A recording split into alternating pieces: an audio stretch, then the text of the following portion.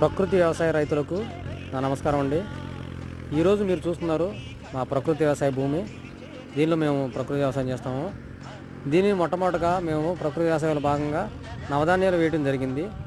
ఈ నవధాన్యాలు వేసి దీనిని ఇలా భూమిలో కాయదనడం వల్ల భూమికి కావాల్సినటువంటి పోషక పదార్థాలు అంది దానిలో మనకు కావాల్సినటువంటి నత్రజని, భాస్వరం, పొటాషు ఇవి మనకి పంట ఎదుగుదలకు కావాల్సినటువంటి ముఖ్య పోషకాలు అవి మనకు అందుతాయి.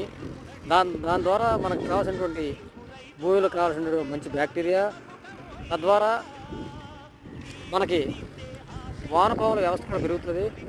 దాని ద్వారా మనకి కావాల్సినటువంటి మంచి సేంద్రియ లేదంటే ప్రకృతి వ్యవసాయానికి కావాల్సినటువంటి ఫలాన్ని చేకూర్చి మనం భూమి ద్వారా ఆరోగ్యకరమైన ఆహారాన్ని పండించే పంటను మనం తీసుకోగలుగుతాం.